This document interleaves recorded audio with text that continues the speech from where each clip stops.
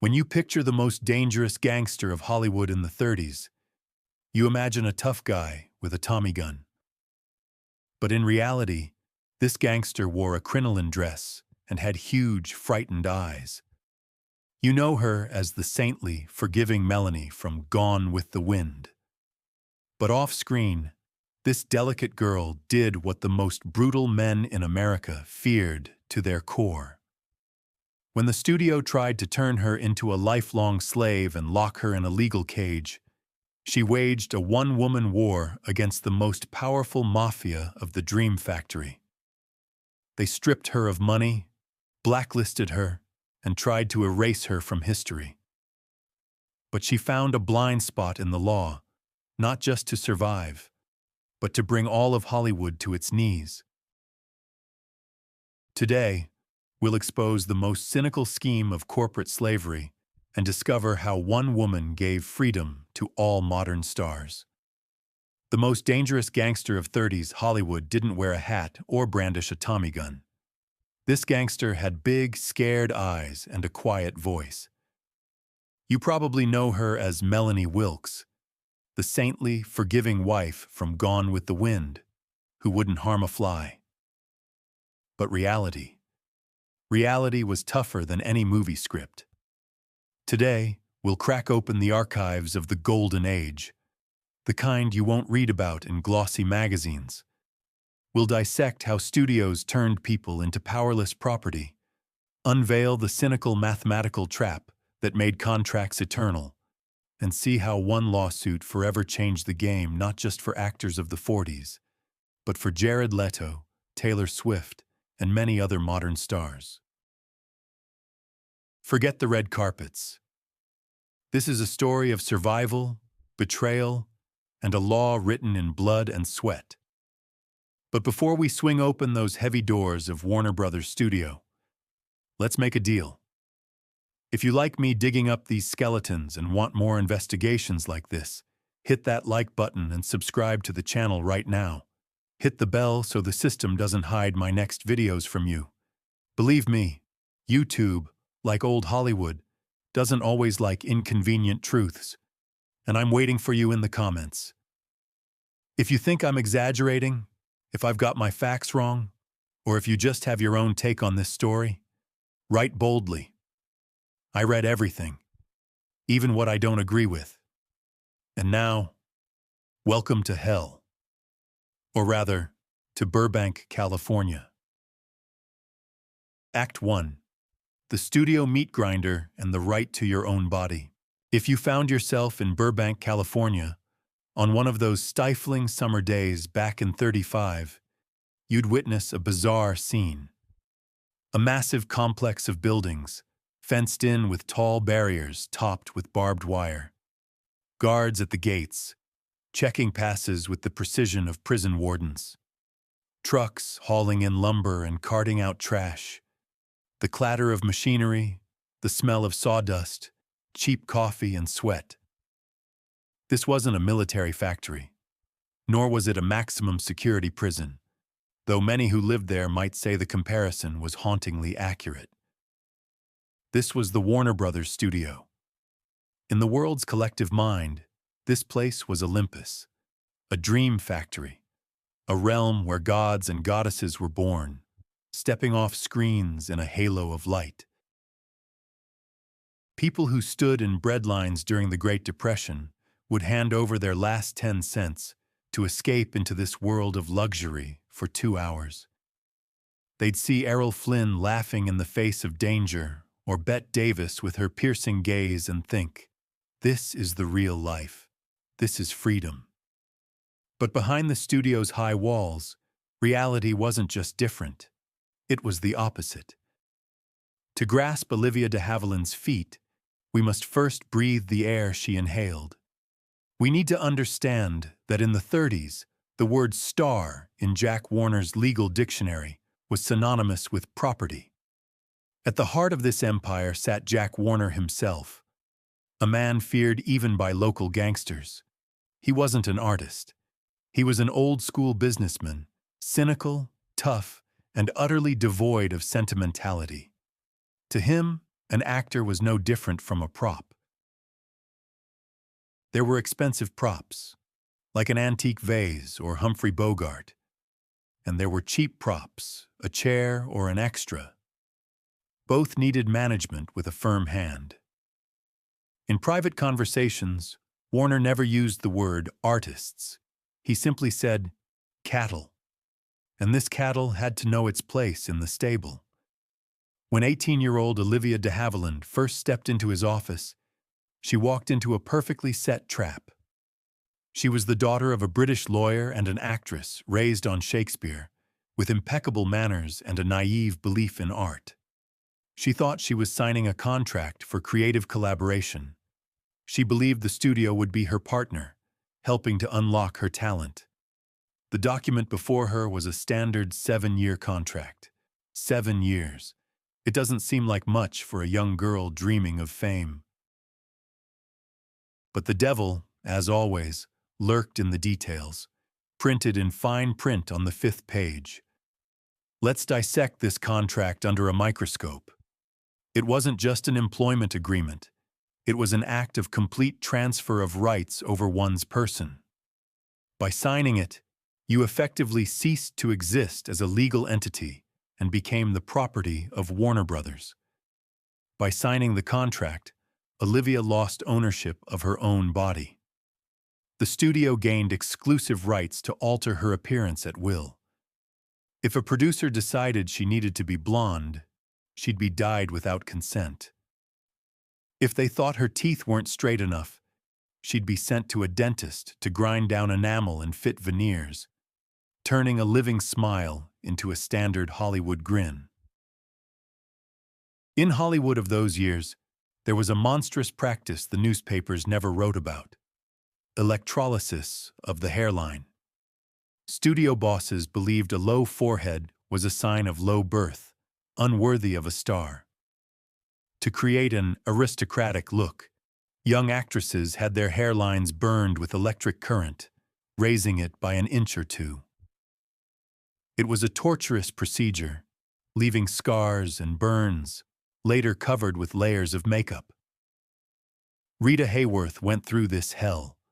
Marilyn Monroe had her chin altered at the studio's behest. Olivia saw it every day, a conveyor belt for reassembling living people. Your name no longer belonged to you. Lucille Lesueur became Joan Crawford because the studio held a magazine contest for the best name for their new doll. Archibald Leach became Cary Grant. If Jack Warner decided Olivia de Havilland was too complex for the average American from Kansas, she'd become Mary Smith by the next morning, and she'd be required to respond to that name in all interviews under threat of fines. This was the most powerful lever of pressure.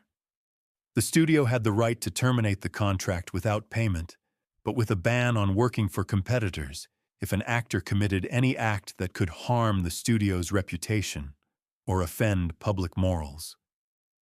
In practice, this meant total surveillance.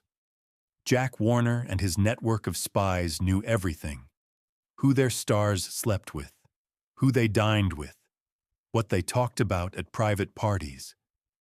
Actresses were forbidden to marry without the studio's written permission. Why? Because a married woman wasn't the image millions of men in theaters dreamed of. A sex symbol had to be or seem available. But the most terrifying was the attitude towards motherhood. In Jack Warner's world, an actress's pregnancy wasn't a miracle or a joyous event. In Warner Brothers' ledgers, pregnancy was listed under production defect or equipment malfunction. It meant downtime, loss of money, a change in figure. There are documented accounts, confirmed by biographers, of studio doctors and producers exerting monstrous pressure on stars, forcing them into abortions for the sake of a role. Do you want to give birth, or do you want to be a star? You've got a premiere in 3 months. Decide now. Judy Garland, Bette Davis, Joan Crawford all faced this inhuman dilemma. Their bodies were seen solely as profit-generating tools, with no right to their own biological processes. And into this meat grinder stepped Olivia. Act 2. The Gilded Cage and the Devil's Math of Suspensions. In the early days, she was dazzled. Her role in Captain Blood, with Errol Flynn, instantly made them Hollywood's hottest pair. Their chemistry was electric. Audiences went wild, and box office numbers shattered records. But that very success became her gilded cage. Jack Warner looked at the figures and shaped Olivia's fate for years. He decided, this girl is the perfect damsel in distress. He didn't need her depth. He didn't care for her dramatic talent, her intellect, her ability to portray complex psychological nuances. He wanted her big, tear-filled eyes and her knack for standing beautifully in the background while a man fought her battles. Film after film, it was the same story. Scripts changed, costumes shifted, from the 17th century to the 19th, from the Wild West to a pirate ship. But Olivia's role stayed the same. She was beautiful furniture. She was to smile, wave a handkerchief, and wait for Errol Flynn to rescue her. For a woman who read classics and dreamed of roles like Lady Macbeth, it was torture by boredom. She felt her talent wasting away, like a muscle trapped in a cast for years. She tried talking to Warner like a human. She'd visit his office, polite, composed, with a stack of scripts she'd found herself. "Mr. Warner," she'd say in her quiet, measured voice. "Look, here's a fantastic role. Complex character, drama, personal growth. I can play this. It will bring prestige to the studio." Warner wouldn't even glance at the scripts. He'd blow a cloud of cigar smoke in her face, lean back in his chair, and smirk. "You'll play what the audience pays for, and they pay to see you gaze adoringly at Errol. Don't try to be smart, sweetheart. Smart actresses don't fare well in this town." He thought he was dealing with another spoiled starlet whose dreams peaked at a new mink coat and a Life magazine cover. He didn't realize that behind that soft smile and impeccable manners was a spine of steel. He didn't know that this British lady had already started studying the system from the inside. She began listening to the whispers of lawyers in the corridors. She started to understand that her contract wasn't just unfair. It was a complex mechanism, a legal noose designed with no escape. And at the heart of this mechanism was suspension, a trap no one spoke of openly, but one that kept all of Hollywood in fear. If the morality clause was the whip studios used to lash actors, the suspension clause was the chain that shackled them to the wall. And the scariest part of this chain was its invisibility. Until it wasn't. This was Hollywood's most guarded accounting secret. The main lie that upheld the entire economy of the Golden Age. To understand the hell Olivia found herself in, let's conduct a thought experiment. Imagine you land a job in an office. Your contract is exactly 1 year. Midway through, your boss comes to you and says, "From today, you'll clean toilets with a toothbrush." You protest, "I was hired as a manager, not a janitor. I refuse to do this job." The boss smiles. "Fine, don't work. Go home. But I won't pay you until you agree." Fair, harsh, but maybe logical. No work, no pay. You sit at home for 3 months, live off your savings, then return when the boss offers a reasonable task. You think you've just lost money. But Jack Warner had his own devilish arithmetic. In a standard Warner Brothers contract, there was a rule. Every time an actor refused a role, even if the role was career suicide, The studio didn't just stop paying them. The studio stopped the clock. If you protested for 3 months, those 3 months weren't deducted from your 7-year term. They were plucked from the calendar and tacked onto the end of the contract. This created the perfect trap, a vicious cycle with no way out. The studio gives you a terrible role. You refuse. You're suspended for 6 months. Your release date is pushed back 6 months. You return, and they give you another lousy role as punishment for your defiance. You refuse again. The term is pushed even further. In theory, a 7-year contract could last 10 years, 15, 20, until the actor died or lost their looks and became useless. It was a form of debt slavery, disguised as corporate law. Act 3.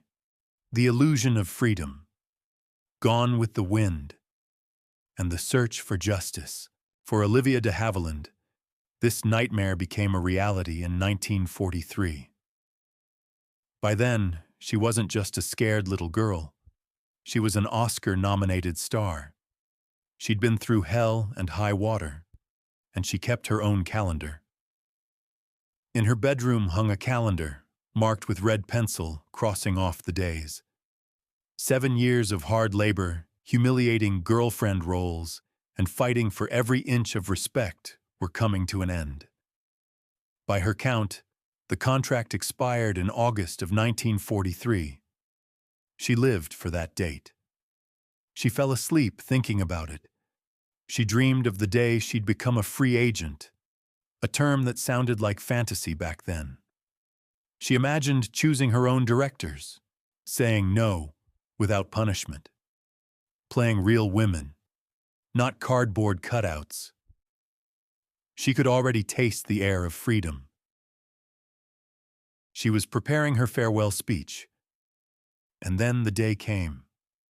Olivia put on her best dress, packed up her dressing room, and headed to the administration building to officially end her contract. She walked the studio corridors with her head held high, smiling at the guards she'd seen every day for 7 years. She thought she was saying goodbye forever. She entered Jack Warner's office. The mogul sat behind his massive desk, buried in scripts and budgets. He didn't even stand to greet her. "I'm here for my papers, Jack," Olivia said. "My 7 years are up today." Warner slowly lifted his eyes to her. There was no sadness, no anger, just the cold calculation of a butcher weighing meat. He silently opened a drawer and pulled out a folder. "You can't count, sweetheart," he said, opening the document. "Your 7 years are up only in your imagination. In reality, you owe us another 25 weeks. Olivia froze. 25 weeks. Almost half a year. "That's a mistake." Her voice wavered, but she tried to stay calm. "Today is August 23rd. I signed the contract exactly 7 years ago." "You forgot about the suspensions." Warner jabbed a thick finger at a column of numbers. "Remember when you refused that Western in 1940? 6 weeks of downtime. And that comedy in 1941 you called trash? Another 8 weeks. We've tallied it all up.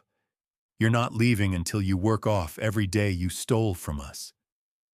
In that moment, Olivia's world collapsed. It wasn't just disappointment. It was the realization of a terrifying prospect. Warner held her hostage. If she agreed to work those 25 weeks, he'd give her another furniture role. She'd refuse again because she couldn't afford to play in bad movies after the success of Gone with the Wind. He'd suspend her again, and those 25 weeks would turn into 50, then 100. The finish line kept moving, like a horizon you could never reach. It was Zeno's paradox, Hollywood lawyer style. Achilles would never catch the tortoise, and Olivia de Havilland would never be free. You're not going anywhere, Olivia. Warner's voice hardened. You belong to Warner Brothers. You're our asset. We invested in you, made you a star, and we'll squeeze this lemon dry. And if you try to run, I'll make sure you can't even get a job as a ticket taker in a theater in Idaho. Olivia left the office. Her legs trembled. The California sun seemed black. At that moment, most actresses would have broken. Many did. They cried, drank, begged for forgiveness, and returned to the fold to play whatever they were told, just to get their weekly check. But Jack Warner made a fatal mistake. He judged people by himself. He thought everyone was driven by fear and greed. He didn't account for one thing. Olivia de Havilland was Melanie Wilkes only on screen. Inside her lived a warrior spirit, awakened only when cornered. She went home, but didn't cry into her pillow. She picked up the phone.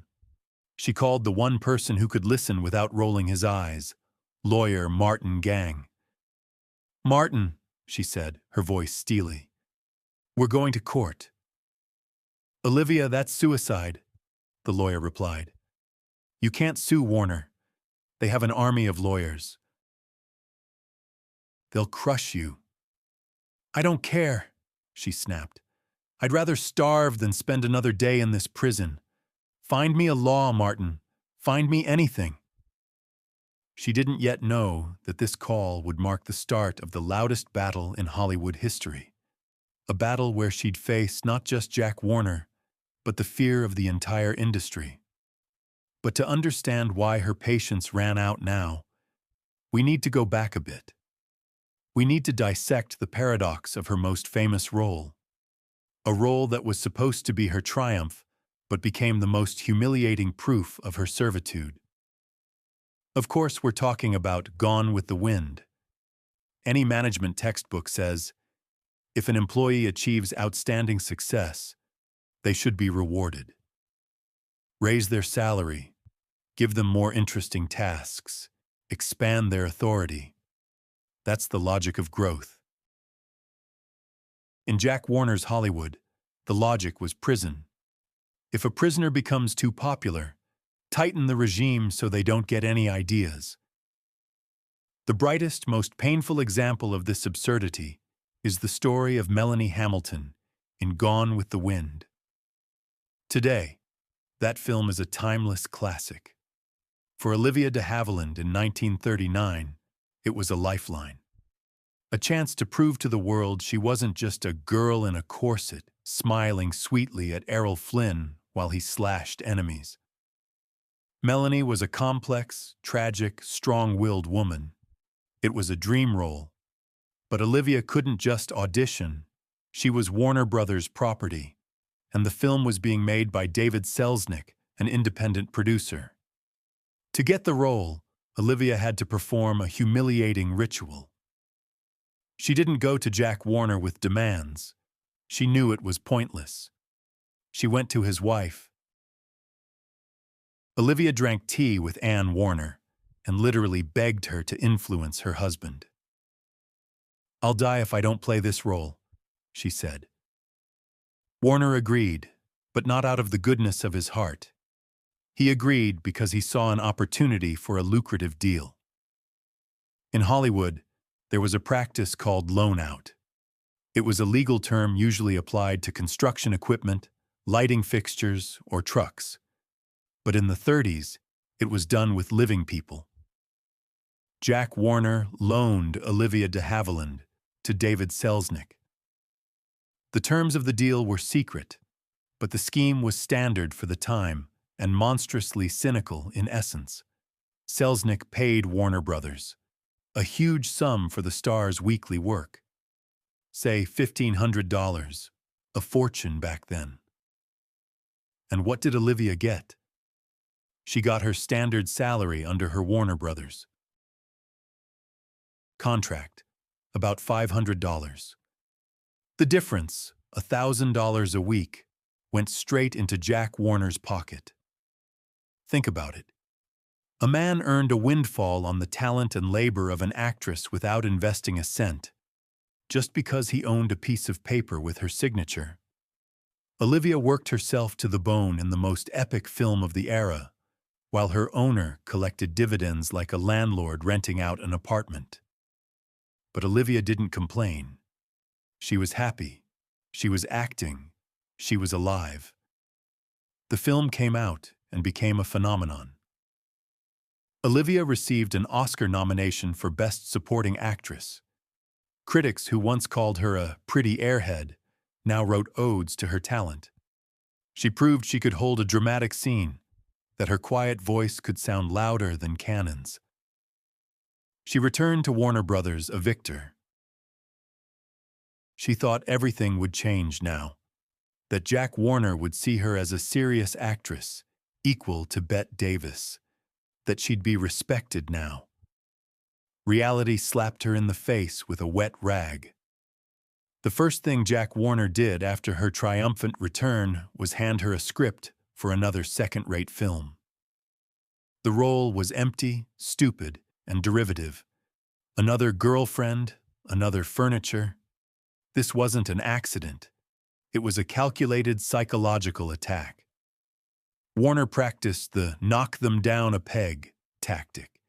He feared that after Gone with the Wind, Olivia would become unmanageable. He needed to show her her place. "You think you're a queen now because you got a statue?" his look seemed to say. "Here, you're nobody. You'll play what I tell you." For Olivia, this was the point of no return. She held the script, an insult to her intelligence, and realized, if she agreed now, she'd lose forever. If she starred in this trash after Gone with the Wind, she'd erase her success. Audiences would forget Melanie and see a doll again. She placed the script on the table. "I won't do this, Mr. Warner." The room fell silent. Refusing a role was insubordination. It was rebellion. Warner didn't yell. He just pressed the intercom button and told his secretary, "Put Miss de Havilland on suspension. Effective immediately, she stops getting paid." Click. Time stopped. Olivia left the office without a job, without money, but with her dignity. She thought it was temporary, that Warner would cool off, that he needed a star. But months passed. Warner methodically offered her bad roles. She refused. The suspension period grew. It was during this time, in forced idleness, that Olivia began to read. Not scripts. She read California laws. At some point, sitting in a library, she stumbled upon an old, dusty law passed back in 1872, Section 2855 of the California Civil Code. This law wasn't written for movie stars. It was written to protect hired workers, servants, and farm laborers from virtual slavery. The law stated, "A contract for personal services cannot be enforced beyond 7 years from the commencement of service." 7 years. Period. The law said nothing about suspensions, illnesses, or strikes. It simply stated 7 years of calendar time. Olivia felt her pulse quicken. If this law applied to actors, then Warner's entire suspension system was illegal. All those added months and years, a fiction. A legal bluff. She grabbed the phone. She needed to find a lawyer unafraid to challenge the system, a lawyer willing to go against the richest boys' club in America. Thus began her road to court, a road where she stood completely alone. Act 4. Hollywood's Fear, Bette Davis's Shadow, and the First Trial. Today, when a star sues a producer, it becomes a Twitter sensation. Fans launch hashtags, colleagues post support videos. In 1943, Olivia de Havilland found herself in a vacuum. As soon as news of the de Havilland versus Warner Brothers lawsuit hit the press, The city turned its back on her. It was fear, a primal fear of losing work. Actors she once clinked champagne glasses with at premieres crossed the street to avoid her. They feared being seen with the rebel would get back to Warner's spies, ending their careers. Even close friends whispered to her, "Olivia, you've lost your mind. Drop the suit, apologize. You don't know who you're up against. They'll destroy you." They had their reasons. Bette Davis's shadow loomed over this trial. A few years back, the great Bette Davis, a woman with the tenacity of a bulldog, had tried to sue Warner in an English court. She wanted to break her contract, calling it slavery, and she lost. The English judge, a man of old-school values, looked at her earnings and said, "This is very well-paid slavery, Miss Davis. Get back to work." Bette Davis returned to the studio broken, buried under massive legal debts. Warner made her work off every penny. It was a lesson for all. Don't step out of line. If the Queen of Hollywood lost, what chance did this quiet girl with big eyes have? Olivia had no money. Due to suspensions, she hadn't been paid for months. Bills piled up. She lived in a small house, scrimping on food. Her only weapon was a young, ambitious lawyer named Martin Gang, and her belief that 1872 was stronger than 1943. The trial began in the Los Angeles Superior Court. It wasn't like the movies. No fiery speeches to the jury. It was a dry, grueling duel of legal jargon. Warner Brothers' position was simple and cynical. An actor is a unique specialist. The studio invests millions in their promotion. If an actor refuses to work, the studio loses its investment. Therefore, actual work time is the only fair measure. If she didn't work for a year out of 7, she owes us that year. Otherwise, actors will sign contracts, sit at home for 7 years, and then leave as stars. The logic seemed ironclad. Martin Gang, Olivia's lawyer, took a different approach. He didn't argue about money or investments. He hammered on one point, the definition of freedom. "Your Honor," he said, "we're not arguing about money. We're arguing about the nature of time. If a contract lasts 7 years, it ends in 7 years. Allowing an employer to add time for every day off or illness traps the worker in debt bondage. This contradicts the Constitution of the United States of America. No person can be bound to another forever, no matter how much they're paid." Tension filled the courtroom. The term debt bondage was dangerous. It harked back to post-Civil War times when former slaves were forced to work off debts. Comparing glamorous Hollywood to a plantation was audacious. Judge Charles S. Burnell listened intently. Known for his bad temper, he was also known for his commitment to the letter of the law. Olivia sat on the plaintiff's bench, straight as an arrow. She knew it wasn't just her career on the line. Her entire life was at stake. If she lost, she'd be bankrupt.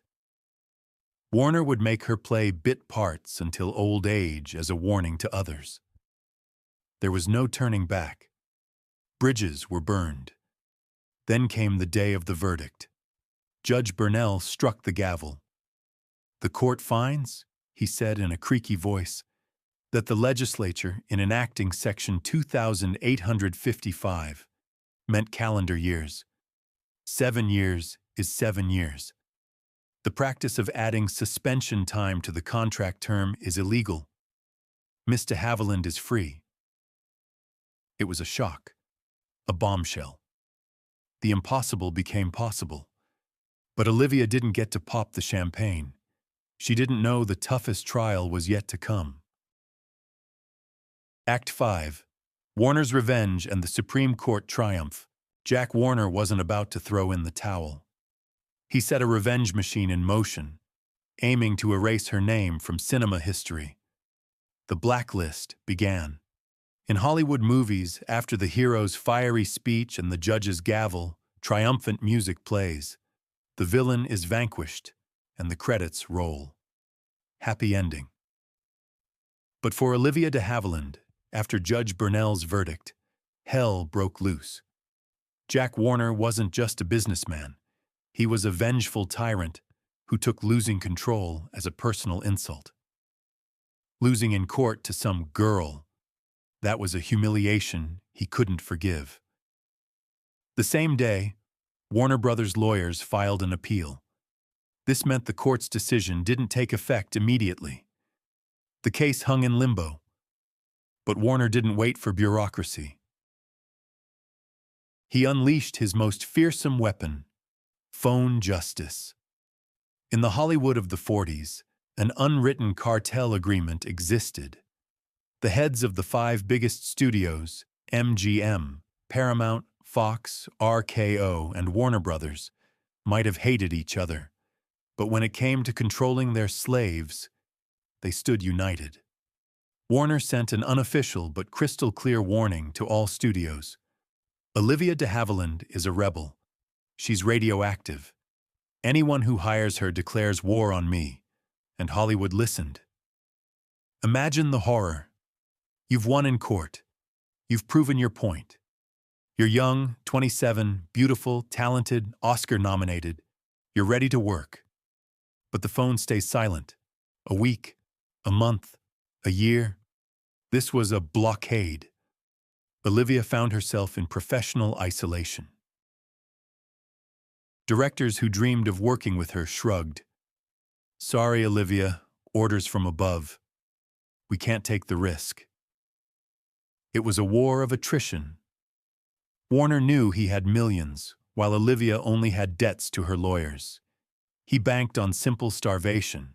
He waited for desperation to drive her crawling back to the studio gates, begging to sign any contract, no matter how exploitative, just to be in front of the camera again. She lived on credit. She restitched old dresses. She stopped attending parties because she had nothing to wear and couldn't afford a cab. The most painful part was watching roles meant for her go to others. Watching her time, the very time she fought for, slip away. Her best years, the peak of her physical form and beauty, burned in the furnace of a legal war. 2 years. Olivia de Havilland didn't act for nearly 2 years. Every morning she woke up thinking, maybe I was wrong? Maybe I should have just complied? Bette Davis complied, and she's working. And here I am, sitting in an empty house, needed by no one. It was psychological pressure of monstrous strength. The system whispered to her, "You're nothing without us. You're dust." But in that silence and poverty, Olivia's character hardened for good.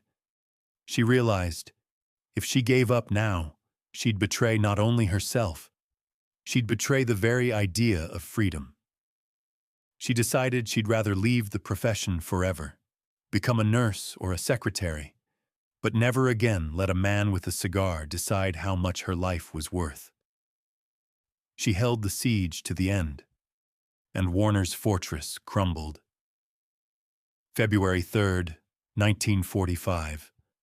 The California Supreme Court. This was the last stop. No higher court to go to. 3 judges reviewed Warner Brothers' appeal and delivered the final verdict. They didn't just uphold the lower court's decision. They tore the studio's arguments to shreds. In his decision, Judge Clement Shin wrote words that became the gold standard of labor law. We find it absurd to claim that a worker can be bound to a contract for life just because they refused to perform work they deemed unacceptable. 7 years is 7 calendar years. Period. It was a complete, unequivocal victory. This ruling instantly became a precedent. It was unofficially dubbed the de Havilland Law. and today it's known as Section 2855 of the California Labor Code. In one moment, thousands of actors, musicians, and writers were set free. The chains of suspensions crumbled to dust. Studios could no longer keep people tethered indefinitely. The balance of power in Hollywood shifted forever. Now talents could call the shots. Act 6, The Sweetest Revenge. But for Olivia, this was more than just a legal win. She needed retribution, not with words, but with action. The moment the court's decision took effect, her phone, silent for 2 years, erupted. Studios that once feared Warner now lined up for the woman who won. She was no longer property. She was a free agent, the hottest ticket in town. Olivia could choose any project, any paycheck, and she chose Paramount. She chose the film To Each His Own. It was a masterstroke. The script demanded an actress to portray a woman over 30 years, from a naive young girl to a weary, life-beaten mother giving up her child. A role of immense complexity. A role Warner once said, "You can't handle it. All you can do is smile." Olivia played it with haunting authenticity. She poured into it all the pain of 2 years of isolation, all her loneliness, all her strength. March 13th, 1947. The Oscars. The room held its breath. For Best Actress, Olivia de Havilland. When her name was called, the place erupted in applause. It wasn't just for the role. It was for her courage. Hollywood crowned its new queen. She ascended the stage, clutching the golden statue. Her first Oscar for a leading role. Somewhere in the crowd sat Jack Warner. We don't know what he thought at that moment. But we know what Olivia saw. She saw her former master forced to applaud the woman he deemed livestock and tried to destroy. She proved she could reach the top without him, despite him. It was the sweetest revenge in showbiz history. No scandals, no shouting, just pure, undeniable triumph of talent and will. Olivia de Havilland lived an incredible 104 years. She outlasted Jack Warner, outlasted the Golden Age, and saw the studio system's prison bars she cut down in court crumble for good. Her victory laid the foundation for every modern artist's freedom. Jared Leto, Scarlett Johansson, Taylor Swift, all of them, when battling corporations, stand on the shoulders of Saint Melanie. But there's a chilling irony in this tale. Olivia de Havilland dedicated her life to dismantling Hollywood's dictatorship. She fought a system where the studio was God, and the actor a compliant cog, raking in millions. But Olivia didn't know, or feared to admit, that the architect of this system wasn't a faceless corporation or men in suits. The prison Olivia fought so hard to escape was built by another actress. Long before Olivia, at the dawn of silent films, Hollywood was ruled by a woman known as America's sweetheart. You've seen her photos. Angelic face, innocent eyes, golden curls. She seemed the most harmless child on earth. It was the most brilliant disguise in business history. Her name was Mary Pickford, and she was the one who turned film from a carnival attraction into a cutthroat industry. She was the first to realize an actor's face was a brand. She was the first to strike million-dollar deals. She wrote the rules where a star was an asset. The bitter truth is, Mary Pickford single-handedly created the Hollywood golem that 20 years later tried to devour Olivia de Havilland. Olivia fought the fallout of Mary's ambitions. How did a little girl, 5 feet tall, become the godfather of the Mafia we call Hollywood? And why, after founding United Artists, did she become the toughest capitalist of her time, feared even by Charlie Chaplin. To understand how this labyrinth was built, you need to learn the story of its architect. Subscribe to the channel so you don't miss the story that takes you back to the beginning. I'll unravel the tale of Mary Pickford, the woman who invented the star system to rule the world, but ended up creating a cage for everyone else.